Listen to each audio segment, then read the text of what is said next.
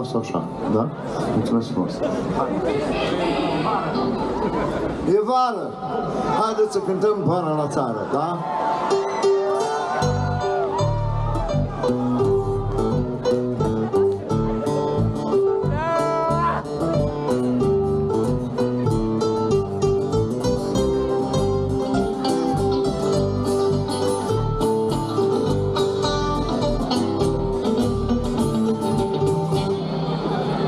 Așa ar fi trebuit să sune Vara la țară în Texas, Arizona, sau mai știu eu pe unde. Vara la țară aici, la Timișoara, o să sune ca aici. Haideți să vedem cum.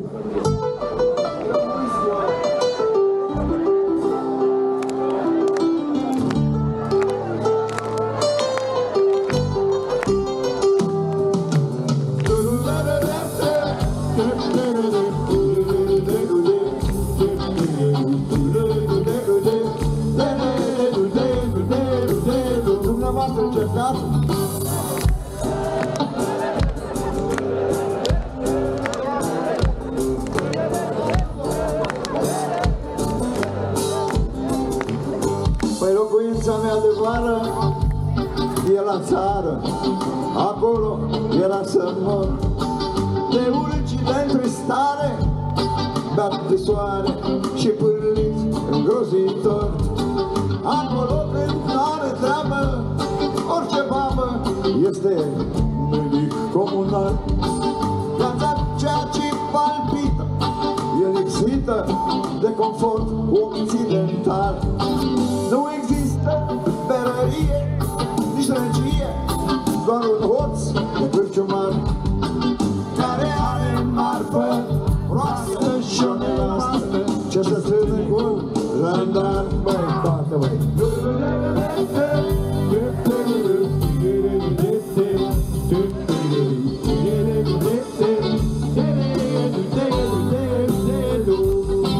Dumneavoastră!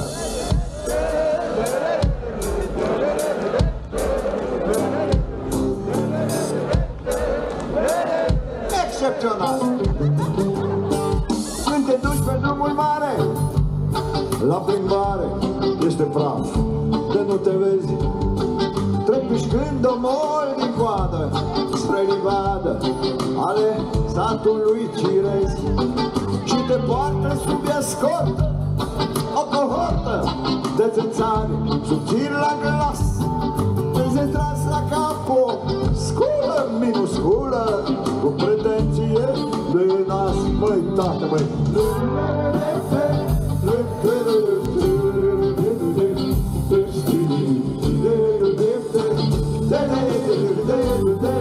Dumneavoastră!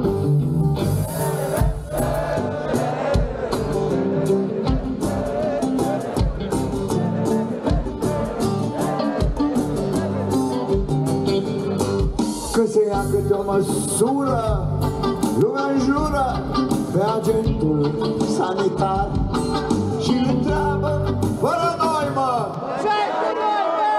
Pentru ce? Exact! Ce bine știți versurile astea! Ale satului mare, fete, fără ghete, ies la garduri înserat. Am văzut aici, într-o noapte, niște fapte care m-au scandalizat. Dar în zori încep cocoșii, păcătoșii, ca să facă iar scandal. Să te saturi de viața și dulceața traiului patriarhal. Dar zic că vezi prin urmare, vorbă mare, că de acum să mă tai.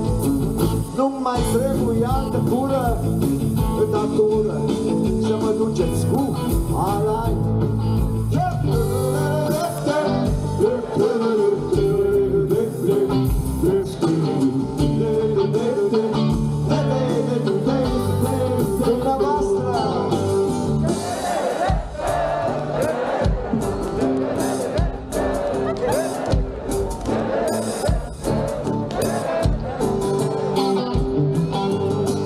Meargă pictorii la țară ca să piară de căldură și de praf.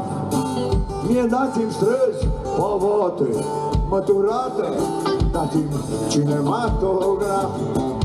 dați în strada angustă, unde gustă omul viața mai din plin, cu trăsuri, femei, cochete și cu fete încălțate cel puțin.